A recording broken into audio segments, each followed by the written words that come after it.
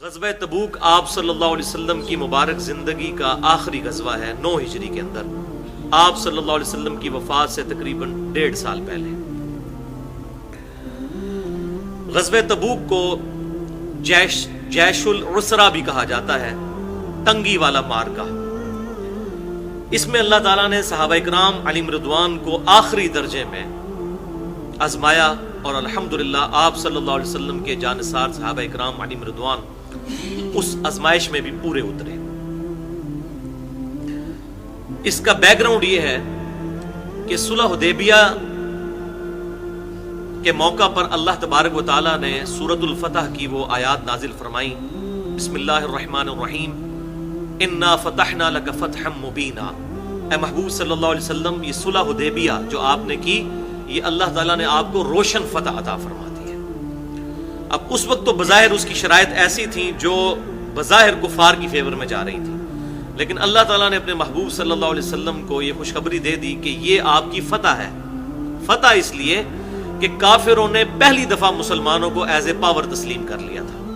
اس سے پہلے تو مسلمانوں پہ وہ چڑھ دوڑے تھے، چاہے غزوہ بدر ہو، چاہے غزوہ احد ہو یا غزوہ خندق ہو۔ غزوہ خندق ان کی آخری کوشش تھی۔ صلح حدیبیہ کے موقع کے اوپر قریش مکہ نے آپ صلی اللہ علیہ وسلم اور آپ کے صحابہ کرام علیہم رضوان کو ایز اے پاور تسلیم کر لیا تھا، اور یہ آپ صلی اللہ علیہ وسلم کی فتح تھی۔ اس کے بعد پھر مسلمانوں کا گراف اوپر ہی گیا، نیچے نہیں آیا۔ تو آپ صلی اللہ علیہ وسلم نے اس خوشخبری کی بنیاد پر ارد گرد کے جو علاقے تھے جہاں پر مختلف قومیں اور قبائل آباد تھے، دوسرے مذاہب سے تعلق رکھنے والے، ان کی طرف آپ صلی اللہ علیہ وسلم نے اپنے ایلچی اور سفیر روانہ کیے اور ان کو دعوت حق دینا شروع کی۔ اس سے پہلے آپ صلی اللہ علیہ وسلم نے ابھی تک کسی کی طرف باقاعدہ طور پر دعوت اسلام پیش نہیں کی تھی، کیونکہ مسلمان ابھی خود اتنے اسٹیبلش نہیں ہوئے تھے۔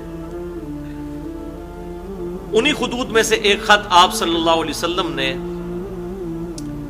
غسان کا جو حاکم ہے، اس کا نام تھا شرابیل بن عمرو، اس کے نام بھی لکھا، اور آپ صلی اللہ علیہ وسلم کا مبارک خط لے کر جو صحابی گئے ان کا نام تھا حارث بن عبید رضی اللہ تعالی عنہ۔ اب یہ جو شرابیل بن عمرو غسان کا حاکم تھا، یہ رومن امپائر کے انڈر تھا، اور ظاہر ہے کہ رومن امپائر اس وقت دنیا کی سب سے بڑی امپائر تھی، دوسرے نمبر پر پرشین امپائر تھی۔ تو اس چیز کا گھمنڈ اس کو تھا، اس نے بجائے دعوت قبول کرنے کے آپ صلی اللہ علیہ وسلم کے سفیر کو قتل کر دیا، شہید کر دیا۔ اب سفیر کا قتل جو ہے یہ اعلان جنگ تصور کیا جاتا ہے، لہٰذا آپ صلی اللہ علیہ وسلم نے نفیر عام کی کہ اب ہم اس کا بدلہ لیں گے، اور اس حوالے سے آپ صلی اللہ علیہ وسلم نے ایک لشکر تیار کیا، اور وہ لشکر جو ہے سیدنا زید ابن حارثہ رضی اللہ تعالی عنہ کی قیادت میں تیار کیا۔ یہ فتح مکہ سے جسٹ پہلے کا واقعہ ہے۔ آپ صلی اللہ علیہ وسلم بنفس نفیس اس غزوے میں شریک نہیں لے گئے، لیکن پھر بھی اسے غزوہ موتا کہا جاتا ہے۔ یہ ڈیفینیشن تو بعد میں علماء نے کی، بہرحال اس کی کوئی واضح دلیل نہیں ملتی کہ جس میں آپ صلی اللہ علیہ وسلم خود شریک ہوں اسے غزوہ کہا جاتا ہے، دوسرے کو سریہ کہا جاتا ہے۔ بہرحال آپ صلی اللہ علیہ وسلم نے سیدنا زید ابن حارثہ جو آپ کے منہ بولے بیٹے تھے، اور ان کا نام بھی قرآن پاک میں آیا سورۃ الاحزاب کے اندر، ان کی سرکردگی میں آپ صلی اللہ علیہ وسلم نے ایک لشکر بھیجا اس سفیر کے قتل کے بدلے کے لیے، اس کے قصاص کے لیے۔ اور آپ صلی اللہ علیہ وسلم نے پہلے ہی بتا دیا تھا، یہ صحیح بخاری میں موجود ہے، اور میں نے اس کے ڈیٹیل کے ساتھ مسئلہ نمبر 6A علم الغیب سے متعلق فرقہ وارانہ نظریات کا تحقیقی جائزہ، اس میں بتایا ہے کہ آپ صلی اللہ علیہ وسلم کو اللہ تعالیٰ نے مدینہ شریف میں بیٹھے ہوئے غزوہ موتا کا منظر لائیو دکھا دیا۔ یہ آپ صلی اللہ علیہ وسلم کا معجزہ تھا، سینکڑوں میل دور۔ تو آپ صلی اللہ علیہ وسلم نے فرمایا کہ اگر زید ابن حارثہ شہید ہو جائے تو اس کے بعد تم جعفر بن ابی طالب، سیدنا علی رضی اللہ تعالیٰ عنہ کے جو بھائی تھے، ان کو اپنا امیر مان لینا، اور اگر وہ بھی شہید کر دیے جائیں تو پھر عبداللہ بن رواحہ رضی اللہ تعالیٰ عنہ کو اپنا امیر بنا لینا۔ اب ظاہر ہے کہ آپ صلی اللہ علیہ وسلم کی مبارک زبان سے ایسی بات نکل رہی تھی تو اس میں کوئی غیبی خبر پوشیدہ تھی کہ کوئی معاملہ بڑا سخت ہونے والا ہے.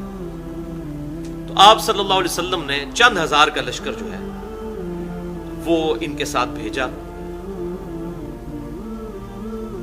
اس غسان کے حاکم سے بدلہ لینے کے لیے.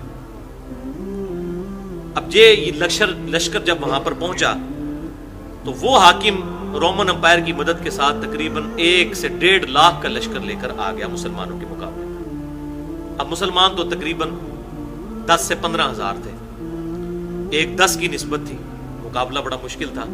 بڑی گھمسان کی جنگ ہوئی. سیدنا زید ابن حارثہ رضی اللہ تعالیٰ عنہ آپ صلی اللہ علیہ وسلم کے چہیتے ترین صحابی اس جنگ کے اندر شہید ہوئے.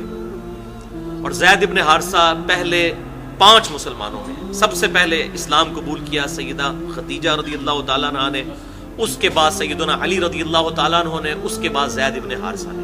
یہ تیسرے نمبر پر مسلمان ہونے والے, اور چوتھے نمبر پر سیدنا ابو بکر صدیق رضی اللہ تعالیٰ.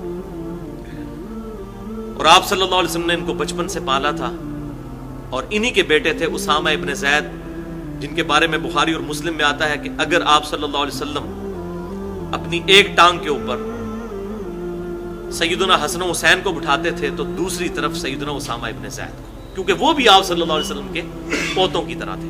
بہرحال زید ابن حارثہ شہید ہوئے. آپ صلی اللہ علیہ وسلم کی ہدایت کے مطابق سیدنا جعفر طیار رضی اللہ تعالیٰ عنہ, طیار ان کو اس لیے کہا جاتا ہے کہ اللہ تعالیٰ نے ان کے 2 ہاتھ کٹنے کی وجہ سے ان کو جنت میں 2 پر عطا فرما دیے تھے. حضرت علی کے یہ بھائی تھے جعفر بن ابی طالب رضی اللہ تعالیٰ عنہ. انہوں نے وہ جھنڈا سنبھال لیا, امیر بن گئے, پھر وہ بھی شہید ہو گئے. پھر عبداللہ بن رواحہ رضی اللہ تعالیٰ عنہ نے سنبھالا اور وہ بھی شہید ہو گئے. اور آپ صلی اللہ علیہ وسلم کی چشمان کرم سے آنسو رواں تھے مدینہ شریف میں بیٹھے ہوئے. آپ صلی اللہ علیہ وسلم غزوہ موتا کا لائیو منظر اپنے صحابہ کرام کو بیان کر رہے تھے اور فرما رہے تھے میرے زید کو شہید کر دیا گیا, میرے جعفر کو شہید کر دیا گیا, میرے عبداللہ کو شہید کر دیا گیا.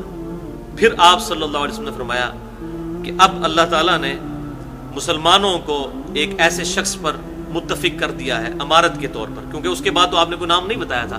تو مسلمانوں نے باہمی مشورے سے سیدنا خالد ابن ولید رضی اللہ تعالیٰ عنہ کو اپنا امیر چن لیا. تو آپ نے فرمایا کہ اللہ تعالیٰ کی تلواروں میں سے ایک تلوار خالد ابن ولید رضی اللہ تعالیٰ عنہ کا نام تو اس میں نہیں آتا, صرف آیا کہ مسلمان اللہ کی تلواروں میں سے ایک تلوار پر متفق ہو گئے ہیں. سیدنا خالد بن ولید رضی اللہ تعالیٰ عنہ کی عقل مندی اور ہوشیاری کے باعث مسلمان اس نہج پر پہنچ گئے کہ مسلمان اپنا لشکر بچا کر واپس مدینہ شریف آ گئے. ظاہر 1.5 لاکھ کی فوج اور مقابلے میں 15 سے 20 ہزار لوگ, یہ خالد ابن ولید رضی اللہ تعالیٰ عنہ کی بہت بڑی سکسیس تھی, یہ ان کی بہت بڑی کامیابی تھی. خالد ابن ولید اس رومن امپائر کی 1.5 لاکھ کی فوج کے مقابلے پہ 15 سے 20 ہزار کا جو لشکر ہے یہ بچا کے مسلمانوں کا واپس لے آئے. اب مسلمانوں پہ بہت بڑا امتحان تھا. تو آپ صلی اللہ علیہ وسلم نے اب ارادہ کیا کہ اس رومن امپائر کو ان کی اس غلط حرکت کا مزہ چکھایا جائے اور میں خود بنفس نفیس ان کے مقابلے کے لیے جاؤں. تو یہ آپ صلی اللہ علیہ وسلم نے ارادہ کیا, اور یہ پہلا موقع تھا کہ نفیر عام کی گئی غزوہ تبوک کے موقع پر کہ اب جو شخص اس قتال میں شامل نہیں ہوگا وہ علل اعلان منافق ڈکلیئر کیا جائے گا. اس سے پہلے کسی غزوے کے لیے یہ بات نفیر عام نہیں تھی. اگر کوئی غزوے میں شریک ہوتا تو اسے مال غنیمت میں سے حصہ مل جاتا, ثواب بھی مل جاتا, جو نہ جاتا اسے مال غنیمت میں سے حصہ نہ ملتا. لیکن یہ پہلا موقع تھا جس کے اوپر آپ صلی اللہ علیہ وسلم کی طرف سے یہ نفیر عام ہوئی, ندائے عام ہوئی کہ اگر اب کوئی اس غزوے میں شریک نہ ہوا تو منافق ڈکلیئر کیا جائے گا. یہی وجہ ہے کہ غزوہ تبوک وہ غزوہ ہے جس کے بارے میں اللہ تعالیٰ نے مسلسل 11 رکوع قرآن کے نازل کیے ہیں اور ان وقت کے سارے حالات کو اس کے اندر سمرائز کیا ہے. 90 آیات. اب 30,000 جانثار صحابہ کرام علیہم رضوان کا لشکر لے کر آپ صلی اللہ علیہ وسلم تبوک کی طرف روانہ ہوئے. تبوک جو ہے وہ بالکل سعودی عرب کی جو جزیرہ نمایاں عرب ہے اس کی بالکل اوپر والی ٹپ کے قریب ہے. مدینہ شریف سے تقریباً پیدل راستہ جو ہے وہ 700 کلومیٹر ہے. اور ایریل ڈسٹنس اس کا تقریباً 550 کلومیٹر ہے. جہاز کے ذریعے تو بالکل سیدھا ڈسپلیسمنٹ طے ہوتا ہے, لیکن زمینی راستے ذرا ٹیڑھے ہوتے ہیں, تو تقریباً 700 کلومیٹر کا سفر سخت گرمیوں میں, جبکہ کھجور کی فصلیں پک کر تیار ہو چکی تھی مدینہ شریف میں, بس اتارنے کا وقت رہ گیا تھا. اللہ تعالیٰ نے اتنی بڑی آزمائش کی کہ اتارے بغیر جانا ہے, اور یہ پورا خطرہ تھا کہ یہ پیچھے سے یہ فصل ضائع ہو جائے گی اور یوں جو ہے وہ سال کا جو پورا غلہ ہے اور اس کا راشن جو ہے وہ ڈسٹرب ہو جائے گا. اتنی بڑی آزمائش صحابہ کرام پر آئی اور اللہ تعالیٰ نے ان کو سرخرو کیا. اور یہی وہ موقع ہے جس میں یہ بات کھل کر سامنے آئی کہ آپ صلی اللہ علیہ وسلم کے صحابہ میں کئی ایک منافق موجود تھے جو اوپر سے تو صحابی تھے لیکن اندر سے منافق. ان کا اب ذکر آئے گا کہ وہ چونکہ کلمہ گو تھے, قانوناً وہ مسلمان تصور کیے گئے, لیکن اندر سے وہ منافق تھے. اور ایون ان میں کئی منافق ایسے تھے جو آپ صلی اللہ علیہ وسلم کے ساتھ غزوہ تبوک پہ چلے بھی گئے اور واپسی پہ آپ صلی اللہ علیہ وسلم کو قتل کرنے کی ایک سازش کی. جب ایک تنگ گھاٹی سے آپ صلی اللہ علیہ وسلم گزر رہے تھے, اس کا ذکر صحیح مسلم میں بھی ملتا ہے, مسند امام احمد میں بھی ملتا ہے, تو ان تقریباً 14 لوگوں نے آپ صلی اللہ علیہ وسلم کے اوپر رات کے اندھیرے میں حملہ کر دیا. سیدنا حذیفہ ابن یمان رضی اللہ تعالیٰ عنہ اور سیدنا عمار ابن یاسر رضی اللہ تعالیٰ عنہ نے جانثاری پیش کرتے ہوئے آپ صلی اللہ علیہ وسلم کی حفاظت کی. اور یہی وہ موقع تھا کہ آپ صلی اللہ علیہ وسلم نے سیدنا حذیفہ ابن یمان رضی اللہ تعالیٰ عنہ کو ان منافقین کے نام بتا دیے. انہوں نے چہروں کے اوپر نقاب کیے ہوئے تھے, تو آپ نے پھر فرمایا تھا, اے حذیفہ یہ میرا راز ہے تیرے پاس. یہی وجہ ہے کہ حضرت حذیفہ کو منافقین کے نام پتہ تھے. بل یہ ایک علیحدہ سے ایک واقعہ انشاءاللہ وہ جب آئے گا میں ساتھ بتا بھی دوں گا. اور پیچھے سے انہوں نے مسجد درار بھی بنا لی. ان کو امید نہیں تھی کہ آپ صلی اللہ علیہ وسلم زندہ سلامت واپس آئیں گے, کیونکہ رومن امپائر دنیا کی سب سے بڑی سپر پاور تھی. ان کے پاس اتنا کچھ موجود تھا. یہاں پر مسلمانوں کی حالت یہ تھی کہ پاؤں میں جوتیاں بھی نہیں تھیں. 30,000 کا لشکر 1.5-2 لاکھ کی فوج سے ٹکرانے جا رہا تھا. تو منافقین کو یہ بات بالکل کنفرم تھی کہ آپ صلی اللہ علیہ وسلم واپس زندہ سلامت نہیں آئیں گے, کیونکہ ان منافقین کا ایمان تو ہے ہی نہیں تھا نا. وہ اللہ کا پیغمبر مانتے تو ان کو یہ بات پتہ چلتی نا کہ هو الذی ارسل رسولہ بالہدی ودین الحق لیظہرہ علی الدین کلہ ولو کرہ المشرکون. وہی اللہ ہے جس نے اپنے محبوب صلی اللہ علیہ وسلم کو, اس رسول کو الہدا قرآن اور دین حق کے ساتھ مبعوث کیا تاکہ اس دین کو سارے ادیان پر غالب کر دے. یہ تو آپ صلی اللہ علیہ وسلم کا دین غالب ہونا تھا, لیکن منافقین نے پیچھے مسجد بھی بنا لی. پھر آپ صلی اللہ علیہ وسلم نے آ کے اس مسجد کو آگ لگائی. وہ تو بالکل آپ سمجھے کہ 4 تکبیریں مسلمانوں پہ پڑ چکے ہوئے تھے. یہ تو اللہ تعالیٰ نے پھر فتح دی, اور جنگ کے بغیر ہی آپ صلی اللہ علیہ وسلم کا رعب ایسا ڈالا کہ وہ کیسر روم کو بھی یہ یقین ہو گیا کہ آپ اللہ کے پیغمبر ہیں. 30,000 کی فوج اور وہ 1.5-2 لاکھ کی فوج لے کر آیا, لیکن جب آپ صلی اللہ علیہ وسلم بارڈر پہ پہنچے تو وہ اپنی 2 لاکھ کی فوج لے کے بھاگ گیا. پھر آپ صلی اللہ علیہ وسلم 20 دن تک تبوک کے اس سرحد کے اوپر اپنے صحابہ کے ساتھ رہے, اور پھر ارد گرد کے قبائل کے ساتھ آپ نے معاہدے بھی کیے. مسلمانوں کی دھاک پھر انٹرنیشنل لیول پہ بیٹھ گئی کہ دنیا کی سب سے بڑی سپر پاور رومن امپائر صرف 30,000 جانثاروں کا مقابلہ نہیں کر سکی. یہ بہت بڑی مسلمانوں کا رعب تھا. اور پھر الٹیمیٹلی سیدنا عمر فاروق رضی اللہ تعالیٰ عنہ کے دور میں 17 ہجری کے اندر جنگ یرموک کے اندر مسلمانوں کو بہت بڑی فتح نصیب ہوئی, اور اس لشکر کے امیر بھی سیدنا ابو عبیدہ ابن جرح رضی اللہ تعالیٰ عنہ اور سیدنا خالد ابن ولید اور سیدنا یزید بن ابی سفیان رضی اللہ تعالیٰ عنہ تھے. سیدنا امیر معاویہ رضی اللہ تعالیٰ عنہ کے بڑے بھائی یزید بن ابی سفیان. یہ 3 بڑے بڑے جرنیل تھے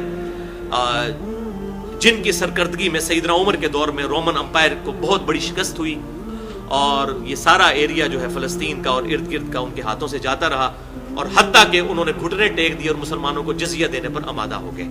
اور اس کے پھر چند مہینوں کے بعد جنگ قادسیہ ہوئی ایران کے اندر, اور دوسری بڑی امپائر پرشین امپائر اس نے بھی گھٹنے ٹیک دیے.